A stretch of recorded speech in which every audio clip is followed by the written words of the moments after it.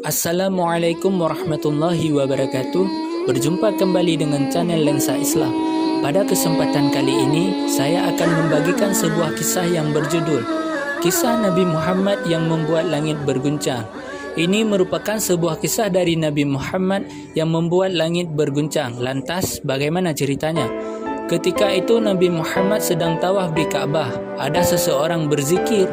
Beliau pun meniru zikirnya. Orang itu geram karena ia adalah Baduy, dan orang yang meniru zikirnya seperti hendak menghinanya.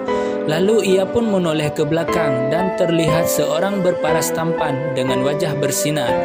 Ia adalah Rasulullah, tapi orang itu tidak tahu di depannya adalah Nabi. Apa karena aku Baduy, kau mengolokku? Kalau bukan karena wujudmu yang gagah dan elok ini, pasti kulaporkan engkau ke junjunganku, Nabi Muhammad, kata orang tersebut. Rasulullah pun tersenyum, lalu bertanya, tidakkah engkau mengenali nabimu? Ia menggeleng. Lalu, bagaimana kau beriman kepadanya? Tanya Nabi.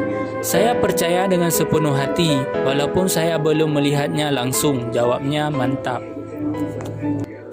Rasulullah pun mendekat, jarak mereka kurang dari beberapa senti saja. Lalu berkata, wahai saudaraku, ketahuilah aku Muhammad, nabimu dan penolongmu nanti di akhirat. Sontak ia kaget melihat Nabi di hadapannya. Benarkah engkau junjunganku Nabi Muhammad? Rasulullah tersenyum kembali. Ya, jawab Nabi singkat. Seketika orang itu tunduk dan mencium kedua kaki Rasul.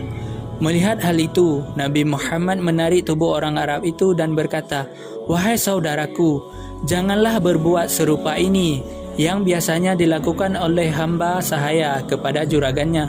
Allah mengutusku bukan jadi orang yang sombong dan minta dihormati, kata beliau.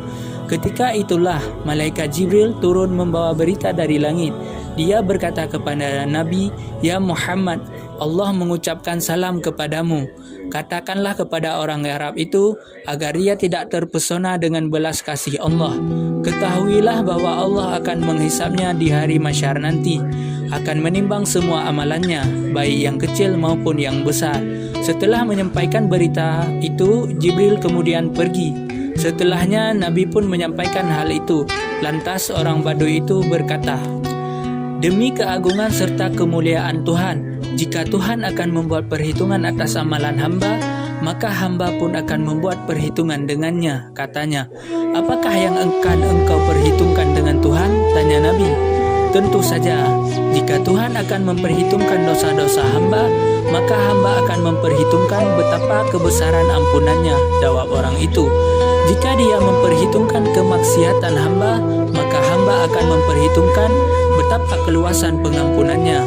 Jika dia memperhitungkan kekikiran hamba, maka hamba akan memperhitungkan pula betapa kedermawanannya, ujar dia. Sontak, ketika mendengar ucapan orang Arab Baduy itu, Rasulullah pun menangis. Beliau mengingat dan merenung betapa benar kata orang Baduy itu. Dikisahkan, air mata beliau meleleh membasahi janggutnya.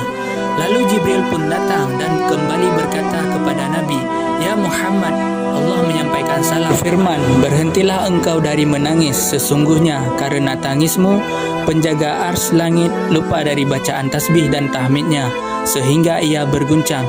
Katakanlah kepada temanmu itu bahwa Allah tidak akan menghisab dirinya, juga tidak akan memperhitungkan kemaksiatannya.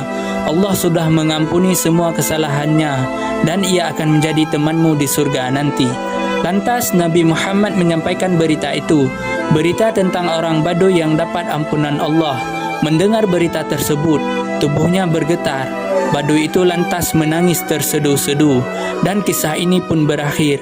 Semoga kisah ini menjadi inspirasi dan motivasi bagi kita untuk lebih taat lagi kepada Allah Subhanahu wa Ta'ala. Jika kalian suka dengan channel ini, jangan lupa untuk subscribe, like, and share.